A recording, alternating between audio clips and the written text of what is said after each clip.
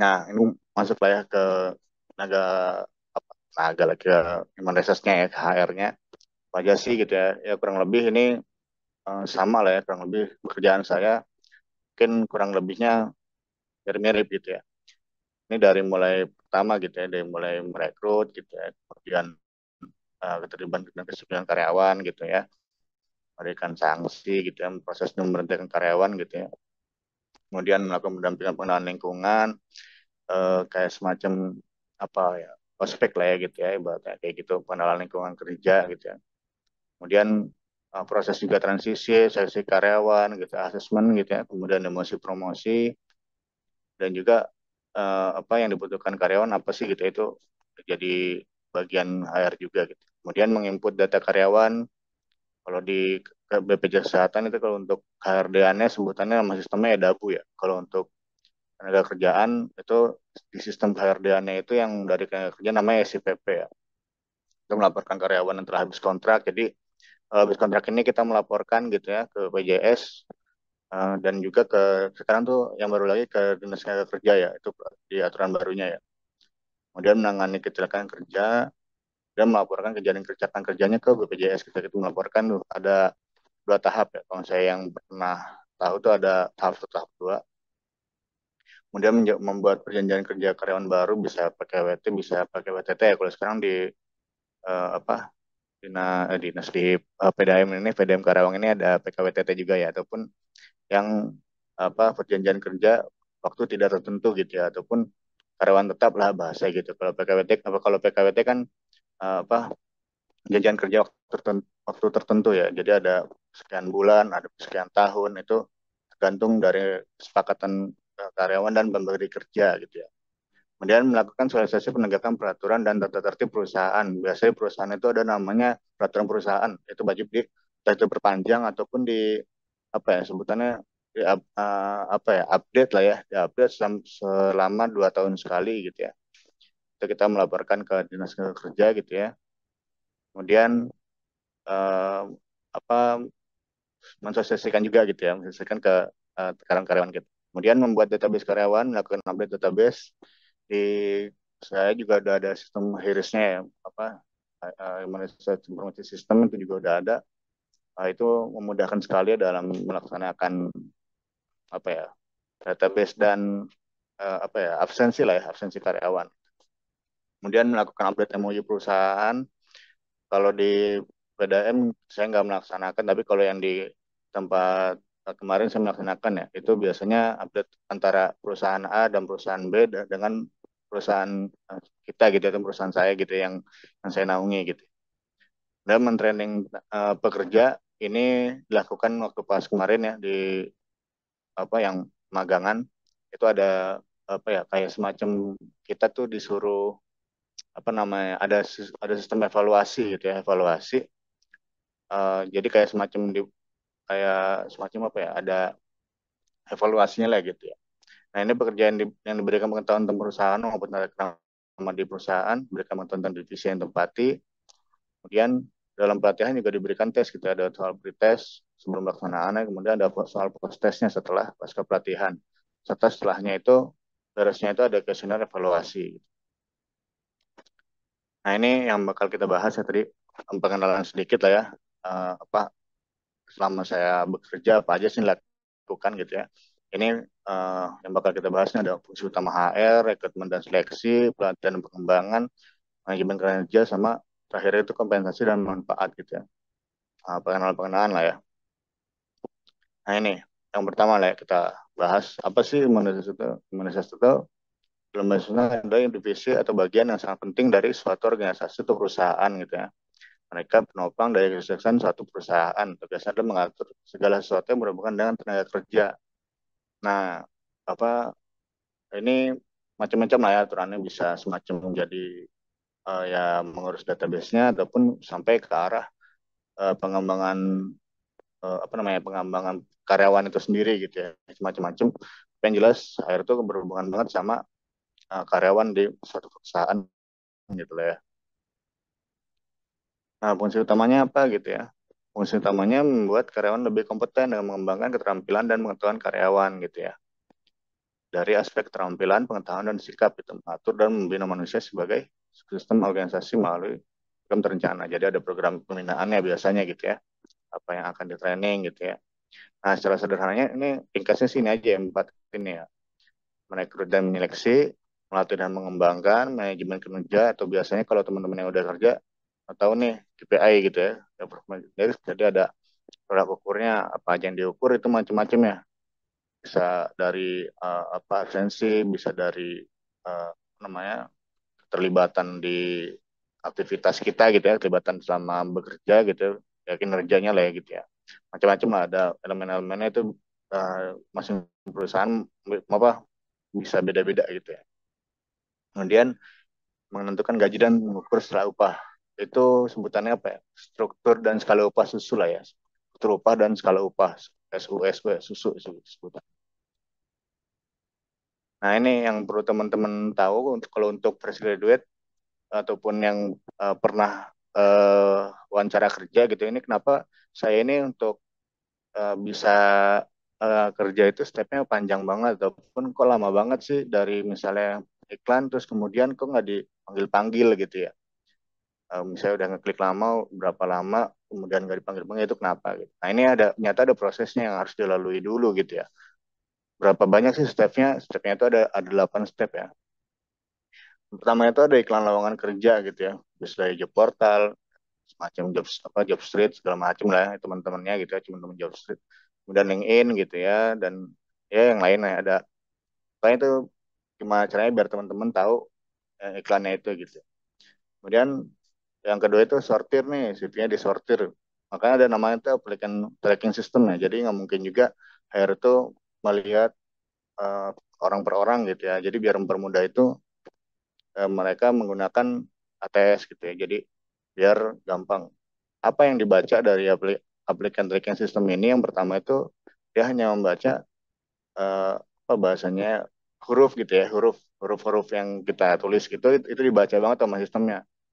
Um, Biasanya tuh ada kalau misalnya teman-teman lihat di Google gitu ya, kalau misalnya untuk ATS ini itu dia menyarankan jangan pakai foto ya seringnya gitu ya. Ada foto. Jadi memang membacanya hanya huruf dan angka ya. Dia tidak membaca garis, tidak membaca gambar gitu ya. Eh, apakah ada yang membaca gambar sampai membaca gambar ada gitu ya. Jadi memang tergantung juga apa yang dikenakan gitu ya. Macam-macam banget, banyak banget tuh ya aplikasi yang bisa berhubungan sama tracking system ini gitu ya. Tapi memang yang umumnya itu dia tidak hanya membaca huruf dan garis aja gitu. Garis dan apa angka aja gitu. Nah, kemudian step selanjutnya apa? Seringnya ini yang sering lah ya, yang sering banget ini apa bagiannya seringnya ini gitu ya. Terus ada psikotesnya gitu ya untuk tahap ketiganya gitu ya biasanya. Ini bisa dibalik-balik kayak bisa interview dulu, bisa psikotes dulu gitu ya. Ini biasanya diukur dengan menggunakan alat tes psikologi. Makanya di HR itu biasa banyaknya dia kalau nggak hukum gitu ya, sarjana hukum atau enggak dia apa sarjana psikologi gitu biasanya gitu lah ya orang-orang hukum sama orang-orang psikologi gitu biasanya gitu ya karena biasanya dipakai buat ini tapi apakah bisa bisa kalau misalnya untuk jurusan lain gitu ya bisa banget. Biasanya memang dilihat utamanya itu dari magang dulu gitu seringnya gitu ya karena magang ini biasanya semua jurusan gitu ya. Tesnya apa aja sih? Tesnya banyak, banyak banget lah ya. Yang saya contohin tuh ada dua tuh di sini gitu ya. Ada tes, ada tes Pauli, ada tes lain sebagainya. Ada kalau teman-teman tahu tuh kalau silahkan nggak googling ya ada ini tuh sebutannya warteg ya. WARTEGG gitu. Itu banyak sering sering banget tuh dipakai gitu. Itu teman-teman bisa pelajari. Dan kemudian yang selanjutnya apa sih interview? Interview sama siapa ini? Sama orang yang pertama banget buat eh, apa namanya pengumuman kerja biasanya gitu ya atau sebutannya rekruter gitu ya rekruternya yang memang dia menginfokan lowongan seringnya kayak gitu ya biasanya stepnya gitu sebagai acuan mengukur motivasi kerja dengan menggunakan form wawancara biasa ada tuh formnya apa aja sih gitu. Nah, step selanjutnya apa interview user itu yang memakai kita ataupun yang menggunakan kita gitu nantinya gitu ya. Kayak semacam apa bahasanya ya, atasan kita tuh siapa sih gitu ya. Itu misalnya bisa manajernya, bisa misalnya supervisornya, bisa kepala bidang macam-macam lah ya sebutannya itu bisa tuh. Nah, ngapainnya di sini gitu ya, sesi wawancara yang dipandu oleh calon atasan untuk lebih mengenal kepribadian dan juga kompetensi pelamar gitu ya. Ini yang dilihat nih kompetensinya apa sih gitu. Karena kalau di sini interview biasanya yang pertama nih di tempat ini itu umum aja nih gambaran global gitu tentang perusahaan biasa gitu. Nah yang kedua ini lebih mendalam terkait pekerjaannya. Pekerjaannya HR nanti bakal ditanya biasa spesifik ke arah HR-nya gitu. Ini macam-macam ya, biasa interview user ini bisa lebih lagi ini bisa ke arah yang lainnya. Kalau saya emang bagiannya penting banget gitu ya di perusahaan ini, itu user nanti interview lagi kita nih sama siapa, bisa aja sama yang punya apa PT-nya gitu ya, bisa founder, bisa sebutnya manajemen lah, bisa yang punyanya, bisa direksinya gitu ya, bahkan bisa sama direktur utamanya juga gitu ya, ya macam-macam itu bisa aja tuh ke situ gitu. Baru tuh udah sekian tahap itu yang kita lewatin gitu ya. Ini apa offering letter gitu ya, pemberitahuan formal secara tertulis gitu ya, menginformasikan bahwa ada kandidat yang terpilih untuk bekerja sebagai karyawan baru. Biasanya itu sekarang udah dua-duanya ya, sering saya perhatiin tuh ya, ada WhatsApp, ada email, itu dua-duanya biasanya langsung digunain tuh untuk dikasih tahu gitu ya. Kemudian yang ketujuh itu kita datang nih ke tempat kerjanya gitu ya, buat kontrak kerja gitu ya. Isinya apa aja yang dibolehin, apa yang nggak dibolehin gitu ya, apa yang diperjanjikan bersama di situ itu juga jadi apa namanya buat perhatian kita gitu ya. Dokumen yang memiliki kekuatan untuk mengolah hubungan tenaga kerja dengan pemberi kerja gitu ya. Itu dokumennya tuh yang dipakai. Nah yang kedelapan mulai kerja, nah biasanya seminggu pertama itu pengenalan lingkungan lah ya. Tapi ini buat yang levelnya biasa-biasa aja, kalau yang levelnya itu ketat banget biasanya nggak pakai orientasi lagi, udah langsung aja kerja gitu ya. Oke, ini untuk rekomendasi seksi, ini pengenalan singkat. Kita lanjut ke yang lain ya. Ini selanjutnya ini pelatihan dan pengembangan. Nah, pelatihan dan pengembangan gitu. Pelatihan apa sih gitu ya? Pelatihan serangkaian aktivitas sebenarnya untuk meningkatkan keahlian pengetahuan, pengalaman ataupun perubahan sikap seorang individu gitu ya. Kemudian pengembangan apa? Persiapan individu untuk mengemban tanggung jawab yang berbeda atau lebih tinggi di dalam organisasi. Nah, ini berhubungan banget sama apa yang udah kita lakuin gitu ya di perusahaan gitu ya untuk pengembangan ini gitu ya. Untuk pelatihan biasanya emang ada apa ya, ada kekhususan lah ya untuk pelatihan, biasa di kita nanti di apa namanya itu ya, dibagi-bagi gitu untuk dilatih gitu ya, apa yang perlu di perusahaan gitu. Nah untuk pengembangan ini biasanya naik nih gitu, makanya di yang kanannya ini, nah, kita kenal dulu nih istilahnya apa sih: mutasi, promosi, demosi, dan rotasi gitu ya. Promosi adalah peningkatan jabatan yang dilakukan untuk meningkatkan kualitas dan produktivitas karyawan gitu. Ini promosi nih gitu. Biasanya promosiin dari tingkat yang sekarang gitu, yang selevel di tingkat yang lebih atas tuh promosi. Nah itu biasanya untuk yang berprestasi lah seringnya gitu ya. Nah kalau untuk demosi, demosi ini biasanya ke jabatan yang lebih rendah gitu ya. Ini demosi ini untuk mempertahankan, untuk meningkatkan kinerja karyawan. Biasanya kalau demosi ini udah cenderung jelek lah ya reputasi dia, ataupun bermasalah gitu ya. Itu di demosi itu seringnya gitu ya. Cuman gak dikeluarin, tapi memang bisa aja tadinya staff, levelnya bukan staff gitu, levelnya misalnya udah manajer gitu ya contohnya, tapi jadi staff lagi itu bisa tuh. Kemudian mutasi, mutasi itu perpindahan ke satu unit ke unit yang lain gitu, kayak misalnya di sini udah penuh nih, ataupun divisi ini, divisi A udah penuh gitu ya, kita kemudian divisi yang lain. Nah biasanya itu kekurangan karyawan lah ya, ataupun dinilai juga nih apa sih, gimana nih perilaku dia gitu yang dinilai menghambat perusahaan gitu, bisa juga jadi biasanya kantor pusat gitu, kita udah ditempatkan di kantor pusat, nanti ditempatkannya misalnya di pelosok gitu ya, di hutan gitu, bisa juga tuh itu dimutasi. Cuman mutasi ini nggak ngubah jabatannya ya, bisa aja dari staff jadi staff juga, tapi pindah aja, cuman pindah cabang yang lain gitu ya, dari yang pusat misalnya di tengah kota gitu misalnya, ntar dipindahin ke tengah hutan gitu tiba-tiba ya, ke tempat yang apa jauh gitu misalnya. Nah, kemudian ada rotasi nih. Rotasi dilakukan secara horizontal saja. Artinya karyawan yang dimutasi biasanya masih mengikuti tingkat jabatan gitu ya. Biasanya rotasi juga dilakukan menyeimbangkan antara tenaga kerja dan komposisi pekerjaan serta memperluas pengetahuan gitu. Ini rotasi nih.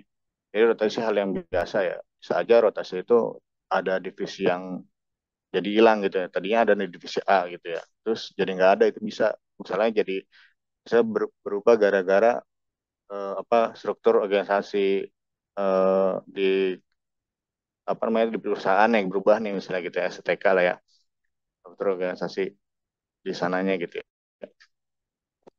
Oke, untuk pelatihan dan pengembangan, kemudian juga kita udah mengenal juga apa itu promosi, mutasi, demosi, dan rotasi ya. Nah ini tadi manajemen manajemen tenaga kerja, apa manajemen tenaga kerja, manajemen kinerja ya, yang saya sebutin tadi. Manajemen kinerja merupakan sebuah proses yang dilakukan oleh para manajer untuk memantau dan mengevaluasi pekerjaan para pegawai. Biasanya itu dipakai untuk pegawai-pegawai dari misalnya dari sisi prestasinya, dari sisi apa apa namanya ya, lalainya gitu ya. Terus misalnya nilainya jelek gitu, itu manajemen kinerjanya nih gitu ya. Nah ini yang berfungsi sebagai KPI tadi gitu ya. Jadi KPI-nya kayak gimana, apa yang mau di apa bahas gitu ya, apa yang mau dinilai, apa yang mau dinilai gitu ya.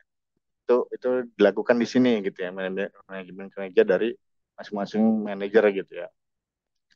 Nah, gimana eh, apa cara mereka menilai gitu ya, ataupun manajemen kerjanya gimana gitu ya. Nah, ini ditelaah dulu nih, telaah dan diskusi kinerja reguler gitu. Berisi kegiatan menelaah kemajuan untuk menuju tujuan targetnya gitu ya. Dan evaluasi kinerjanya, kegiatan mengukur, mengevaluasi kinerja menuju tujuan dan target gitu ya. Terus biasanya nanti ada kesenjangan nggak gitu ya, misalnya dari manajer ini melihat nih, kayak misalnya dia beban kerjanya terlalu banyak ataupun workload analisis ya, WLA gitu ya. Itu biasanya dilihat dia kerjaannya lebih atau enggak, kurang enggak kerjaannya, nanti kita tambah beban kerjanya misalnya. Kemudian tindakan korektif dan adaptif gitu ya. Kegiatan mengembangkan strategi untuk menutup kesenjangan kinerja. Itu strategi juga yang dilakukan gitu ya. Nah, terakhir ini perencanaan kerja. Jadi balik lagi nih. Udah apa udah diskusi, nah perencanaan kinerja lagi, jadi mengulang lagi lah ya, merefresh gitu ya apa yang bakal dilakuinnya, karena nanti bakal dibagi lagi gitu ke masing-masing divisinya gitu ya.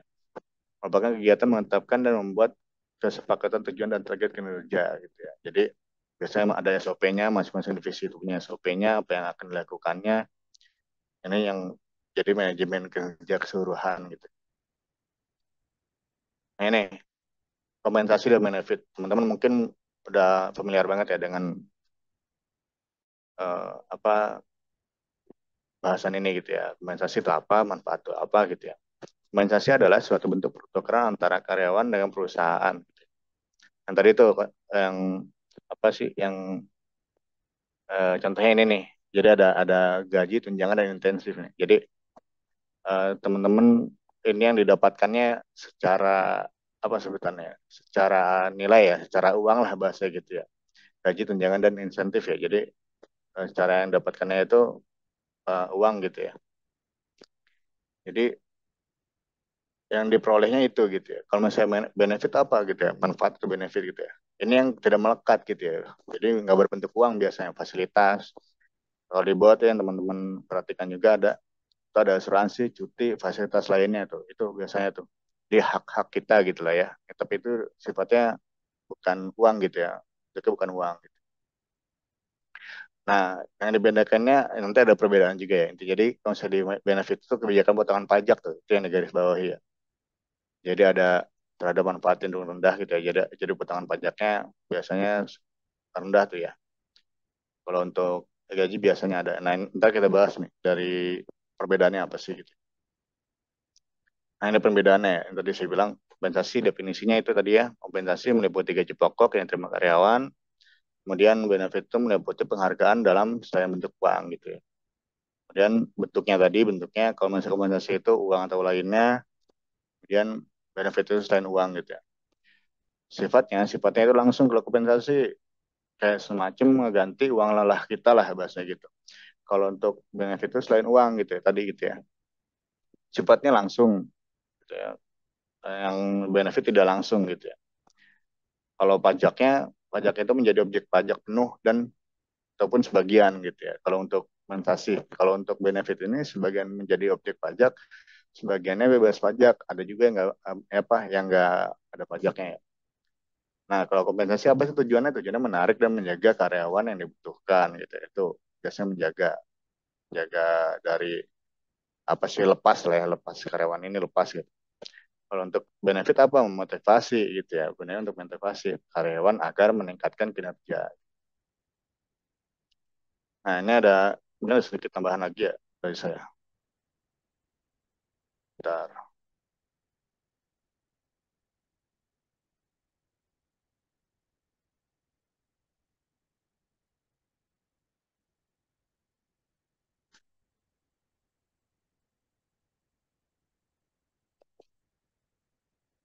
dasar lagi ya.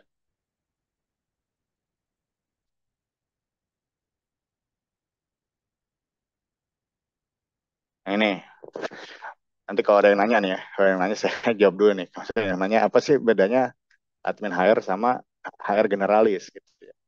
Jadi gini guys, admin hire itu lebih banyak kayak orang ngurusin semua hal administrasi gitu ya. Ini admin hire, nah, yang berkaitan sama karyawan. Mereka yang bakal nanganin dokumen-dokumen kayak kontrak kerja, pengasupan data, dan semua hal yang berhubungan dengan administrasi karyawan gitu ya. Jadi tugasnya itu lebih teknis dan rutinitas sehari-hari. Ini admin ya. Nanti kalau saya teman-teman ngelamar ada admin HR ataupun HR generalis, ini ya teman-teman harus pahami. Nah, kalau HR generalis itu mereka itu lebih luas cakupannya. Biasanya dibagi bidang-bidangnya. Biasanya satu ada juga yang disatuin, misalnya HR NGA atau biasa gitu ya sebutannya gitu ya. Mereka itu cakupannya lebih luas. GA-nya ini General Affair ya ataupun bagian umum lah sebutannya kalau di Indonesia ini. Mereka itu lebih luas cakupannya. Mereka bukan cuma ngurusin dokumen doang, tapi terlibat dalam hal banyak hal lah gitu ya, kayak rekrutmen, pelatihan, pengembangan karyawan. Nah, biasa dibagi tuh.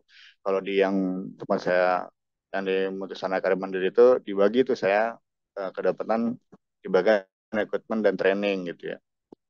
Jadi dibagi. Nah, pengembangan dan pengembangan karyawan kalau di PDAM ada juga pengembangan karyawan di diklat ataupun sebutannya itu pengembangan karir gitu ya, diklat dan pengembangan karir itu nama divisinya tuh, bahkan manajemen kerja. Jadi mereka harus paham tentang kebijakan SDM dan bisa jadi penghubung antara karyawan dan manajemen gitu ya.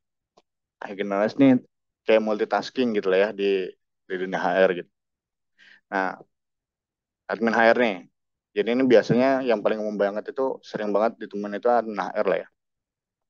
Ini misal kita ngambil kasus real ya. Misal di kantor ada masalah karyawan yang ngerasa workload-nya terlalu berat gitu yang tadi saya bilang workload analisis gitu ya, WLA. Dua-duanya bakal gerak nih, tapi dengan work yang berbeda. Jadi beda lah ya, apa namanya kerjaannya beda gitu. Admin HR mungkin akan mengurus data asuransi atau mencatat jam lembur karyawan itu gitu ya, itu keperluan laporan. Tapi HR generalis akan lebih terlibat dalam mencari solusi gitu, seperti mengatur ulang distribusi tugas, memberikan pelatihan supaya karyawan bisa lebih efisien gitu ya, atau bahkan memperbarui kebijakan terkait workload ataupun work-life balance gitu ya. Ini emang admin HR lebih fokus ke operasional dan detail administratif gitu ya. Kalau HR generalis lebih ke strategi HR dan perusahaan gitu, gitu. Gitulah pokoknya. Pemain HR bakal fokus ke urusan teknis dan operasional gitu ya. Misalnya mereka bakal handle posting job vacancy gitu ya, apa lamaran kerjanya gitu ya. Kemudian terima terima dan nyortir CV itu juga kerjaannya gitu ya. Kemudian bikin jadwal interview gitu ya, sampai nyiapin dokumen-dokumen yang dibutuhin kandidat gitu ya. Mereka nih yang ngerapiin data-data dan keperluan semua biar proses rekrutmen lancar. Jadi mereka yang ngurusin nih si admin HR. Oke, itu dari saya tuh apa namanya tambahannya ya.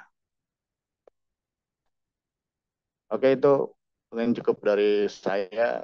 Kalau yang mau ditanyakan, ada yang mau didiskusikan, ada yang ngapain aja lah, bebas lah, boleh. Silakan emang enggak. Kasih berikan lagi ke Santi.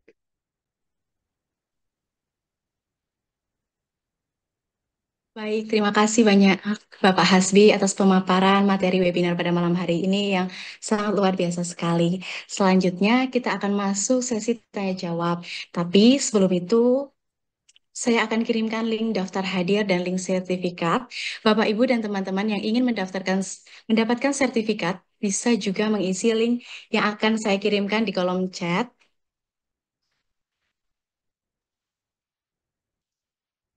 Untuk itu, Bapak, Ibu, dan teman-teman semua silahkan bisa diisi untuk linknya yang sudah saya kirimkan di kolom chat. Nah, sekarang kita masuk dalam sesi tanya jawab. Mungkin dari Bapak, Ibu, dan teman-teman semua ada yang mau bertanya langsung atau ketik di kolom chat juga boleh banget.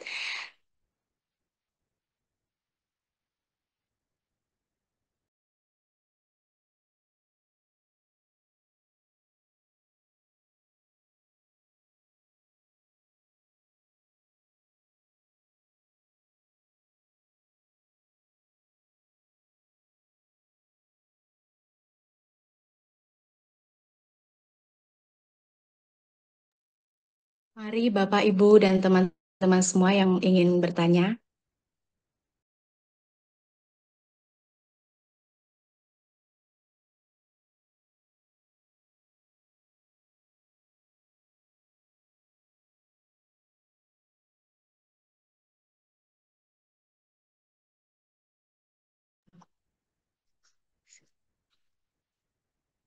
Sambil menunggu dari peserta, saya mau tanya nih Pak. Oh, ada nih yang mau bertanya. Dari Wahyu Pak. Tips masuk dunia HR bagi minim pengalaman Pak. Silahkan boleh dijawab Bapak.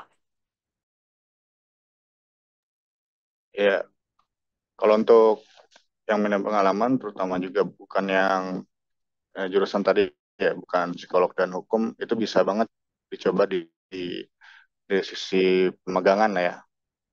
Ya kalau misalnya biasanya kalau magang itu nggak apa namanya nggak ada jenis ya nggak terbatas gitu ya, mau jurusan apa aja biasa diterima. Kalau misalnya pengalamannya biasanya nggak harus ini sih, nggak harus yang formal gitu ya, bisa dari apa yang sifatnya non formal gitu ya, kayak misalnya ikut di yayasan gitu untuk ya, pengalamannya gitu ya, yang bersifatnya apa tim gitu ya, boleh juga gitu ya, ataupun yang sifatnya ke arah sosial gitu itu bisa juga gitu ya. Tapi balik lagi gitu ya, memang kalau di HR itu nggak cuman urusan apa namanya, nggak cuman urusan apa jurusannya gitu ya, tapi dia bisa nggak gitu ngelola, misalnya dia terkait admin HR tadi yang saya bilang ya, admin HR dia bisa nggak gitu ya terlibat di sisi apa misalnya mengelola apa tadi itu mengelola data gitu misalnya gitu ya. Nah itu bisa nggak gitu? Tapi kalau misalnya bisa dicoba aja gitu ya. Tapi kalau misalnya nggak bisa gitu ya, bisa dicoba juga di HR generalisnya gitu ya. Kayak gitu sih. Sudah terjawab ya Bapak Wahyu pertanyaannya. Terima kasih Pak Hasbi. Selanjutnya ada yang bertanya dari Kak Andita Nurrahmadani. Izin bertanya, biasanya HR itu juga jika melihat CV para rekrutmen, apa yang paling terlebih dahulu dilihat oleh HR, Pak? Jika si rekrutmen itu cuma baru punya 2 pengalaman magang, Pak, dan bagaimana sih, Kak, tips untuk CV terlihat menarik di mata HR? Terima kasih, Pak. Silahkan dijawab. Ya kalau untuk eh, CV ya, terutama CV ini kita lihat dulu di arah perusahaan gitu. Perusahaannya ini dia pakai kayak semacam apa namanya ya, rankingnya gimana dulu gitu sistemnya gitu. Ini biasanya ini ngaruh juga ke level yang kita pengen apa namanya tuh lamar gitu ya. Misalnya lamarnya misalnya ke dunia apa PT yang levelnya biasa-biasa aja, ataupun levelnya multinasional gitu. Itu beda-beda tuh gitu ya. Tapi kalau misalnya levelnya dikira tuh ini level perusahaannya masih biasa-biasa aja gitu ya. Berarti dia nggak ATS nggak apa-apa gitu misalnya gitu ya. Tapi saya propernya kalau misalnya untuk CV ini proper bangetnya teman-teman mau mau mau di apa mau di yang Indonesia pun gitu ya, mau perusahaan yang masih kecil pun gitu ya, biasanya lebih diminati gitu ya, lebih sering dilirik gitu ya, sama yang CV yang berbahasa Inggris gitu ya. Itu lebih dilihat tuh biasanya gitu ya. Eh, meskipun ada juga ini mah baik lagi gitu ya. biasanya memang kalau misalnya untuk CV ini nanti ke arah wawancara gitu ya. Nah, wawancara ini nanti yang menentukan gitu ya, apa dia dari tertariknya gitu. Jadi menentukan kenapa bisa bisa ambil ke wawancara, ya berarti memang CV-nya menarik gitu biasanya gitu ya. Nah, ini tipsnya sih gitu ya. Tipsnya itu apa, usahakan pakai bahasa Inggris dan usahakan ngerti gitu ya. Biasanya kelihatan juga kalau misalnya CV-nya dari Google Translate atau enggak gitu. Itu kelihatan tuh. Teman-teman bisa pelajari gimana sih bahasa Google Translate dan bukan gitu ya. Itu bisa dipelajari gitu ya. Bisa silakan googling gitu ya. Terus CV yang non ATS tapi diterima perusahaan kayak gimana sih gitu ya. Mas saya sarankan ini CV-nya berbahasa Inggris dan langsung ATS aja gitu ya. Karena kita nggak tahu apa yang digunain. Kayak dia ATS kah atau enggak. Kita nggak tahu tuh perusahaannya kayak gimana. Jadi usahain dua tadi itu ya. Jadi usahain ATS friendly gitu ya. Kemudian yang keduanya pakai bahasa Inggris gitu. Itu sih. Jadi jangan kebanyakan ya jangan kebanyakan menjual apa ya, yang menjual yang bukan pekerjaan. Intinya kayak sih kayak gitu ya. Jangan banyak bercerita di CV gitu ya. Jangan ngerasa hebat di CV-nya lah bahasa gitu ya. Ini dalam ganda kutip gitu ya. Jadi apa, biasanya kalau yang nggak punya pengalaman bisa diangkat yang pernah dilakukan selama bekerja apa, selama misalnya kuliah contoh gitu ya. Selama dia kuliah ngapain aja sih gitu ya. Misalnya aktif di sosial ya. Angkat tuh bagian sosialnya apa sih yang misalnya saya berkegiatan di dunia sosial ya, San ABC misalnya kayak gitu ya, berkegiatan di sana. Saya sebagai tim leader, saya biasa apa apa namanya itu, biasa menggunakan apa, kayak berapa timnya, misalnya berapa orang timnya di situ gitu, misalnya 9 orang apa anggota gitu ya, saya di sana menjadi leadernya. Terus apa capaiannya, misalnya capaiannya saya membantu masyarakat di sekitar Gunung Merapi misalnya kayak gitu, mengamankan diri ataupun mengevakuasi misalnya dari luapan apa namanya itu, lahar gitu misalnya gitu ya. Contohnya itu ada suatu presentase gitu ya. Apa sih yang jadi nilai jualnya di situ gitu ya. Jadi boleh misalnya boleh yang nggak boleh itu misalnya benar-benar menulis kesombongan gitu ya. Tapi misalnya menulisnya itu beneran dan memang itu yang dilakukan gitu ya, ya itu monggo aja gitu ya. Kayak gitu sih. Jadi itu ya. Nah, kalau untuk apa magang, kalau misalnya memang ada buat magang lagi, masih ada waktu lagi, silahkan gitu magang lagi gitu ya. Jadi jangan nanggung-nanggung gitu ya. Kalau misalnya memang ada kesempatan lagi, tapi kan saya emang nggak ada, dicari tuh apa kemarin magang itu ngapain aja gitu ya, yang memang jadi nanti bisa dinilai dari perusahaan gitu ya. Itu sih kalau misalnya untuk magang ya silahkan magang lagi. Kalau misalnya emang masih ada kesempatan, kalau misalnya yang udah nggak ada, silahkan cari juga apa yang jadi apa ya namanya ya, keunikan gitu ya, karena keunikan dari kita gitu, kayak gitu ya. Oke, gitu.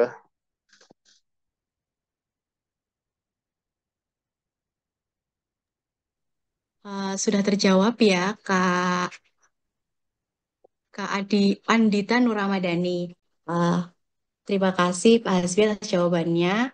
Selanjutnya ada pertanyaan dari Rabiul Ula Wardah. Saya ingin bertanya Pak, sebagai fresh graduate, apakah sertifikat bootcamp atau short class dapat menjadi modal untuk masuk ke dunia HR, dan apakah pengalaman organisasi sangat membantu? Silahkan Pak untuk dijawab. Ya, ya ini membantu banget untuk eh, dunia HR-nya gitu ya, terutama dari sisi organisasinya. Jadi kita jual organisasinya itu apa yang jadi modal kitanya gitu ya, kan misalnya ya jangan sampai kayak misalnya ikut organisasi tapi kitanya cuma sebagai anggota dan pasif banget gitu ya. Itu susah banget kita tuh kuliknya gitu ya. Diusahakan sebelumnya gitu ya. Sebelumnya kita tahu kita punya apa namanya kayak semacam modalnya gitu ya. Modalnya apa sih gitu ya. Kemarin pas organisasi, saya ikut organisasinya gitu. Kayak misalnya berhasil apa namanya mengumpulkan anggota sekian ratus misalnya, contohnya kayak gitu ya. Nah, dalam waktu 2 bulan selama 3 periode misalnya kayak gitu, ataupun selama 1 periode ini di organisasi saya kemarin udah uh, berhasil merekrut 300 anggota contohnya kayak gitulah. Jadi ada semacam tolak ukurnya A dan B, kayak gitulah ya, ada tolak ukurnya. Saya melakukan A dan apa outputnya apa gitu ya. misalnya untuk sertifikat-sertifikat, balik lagi sebenarnya balik lagi kita paham nggak kan misalnya ada sertifikat tapi kitanya semacam cuma ngikutin aja tuh gitu ya, ada juga yang kayak gitu misalnya. Sebenarnya lebih ke arah pahamnya sih, konteksnya di sini gitu ya, konteksnya paham gak sih dengan apa yang kita lakuin gitu ya pas kita mengikuti kelas itu gitu ya. Kalau misalnya udah paham, kita pas begitu diwawancara sama CSR ini kita juga bakal enak tuh jawabnya gitu ya. Maksud biasanya lebih detail tuh kalau misalnya udah ke arah apa wawancara user gitu ya. Ini kamu punya sertifikat A gitu ya, tapi kamu paham nggak gitu dengan yang dilakuin ataupun yang bakal apa yang bakal kita lakuin nanti gitu misalnya kayak gitu, ataupun ngapain aja sih kemarin pas sudah dapat sertifikat gitu ya, apa yang dibahas dari apa sertifikat A ini gitu. Itu biasanya ditanya detail ke arah sana gitu ya, biar nunjukin kita mampu nggak kerja di situ gitu ya. Jadi yang pertama itu kalau sertifikat itu diusahakan di refresh gitu ya apa yang dilakuin gitu ya kemarin pas kita menerima sertifikat itu gitu ya. Kemudian di organisasi juga kita kelas balik juga tuh apa yang jadi pengalaman kita dan kemudian apa sih output yang bakal kita ceritakan gitu ya ke SR-nya kayak gitu sih.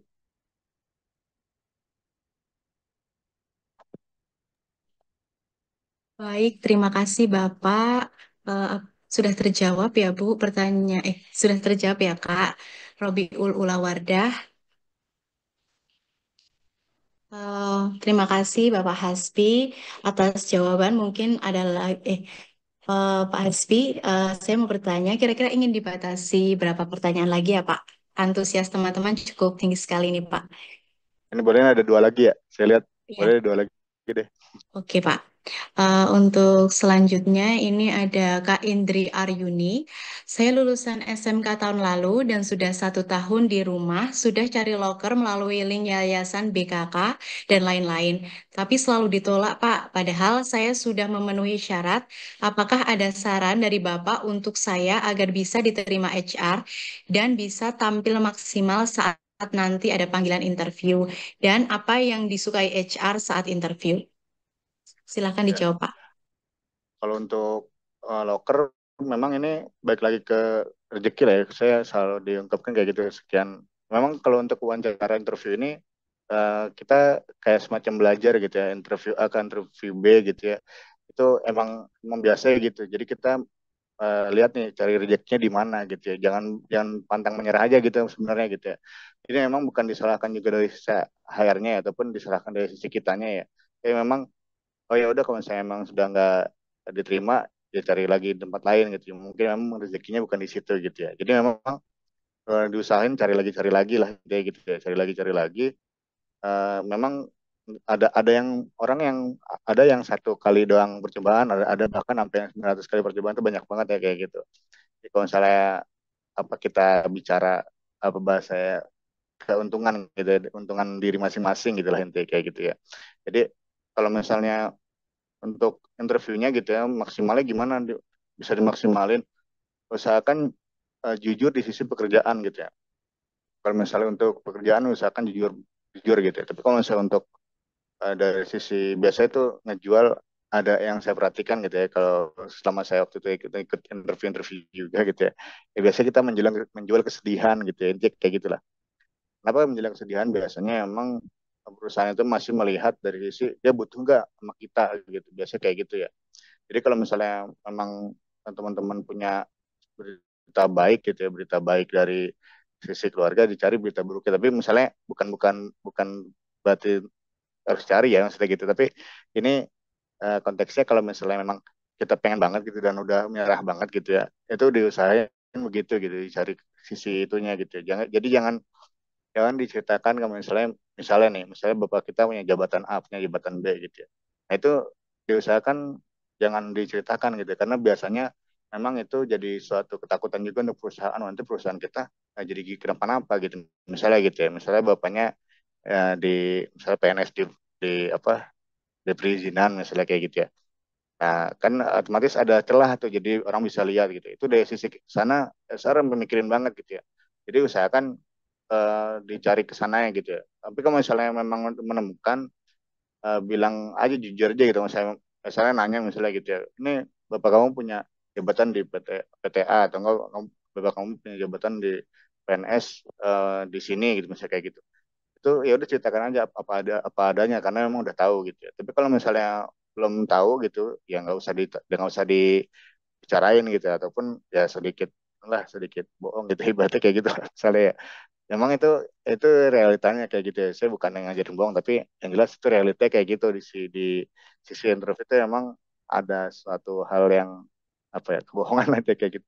Gitu sih. Nah kalau misalnya untuk disukain itu ya tadi saya bilang kalau untuk secara pekerjaan jujur untuk secara diri kita ataupun untuk terutama yang tentang keluarga usahakan itu ditutup-tutupi dengan hal yang biasa-biasa aja gitu kayak gitu sih. Baik, terima kasih sudah terjawab ya Kak Indri.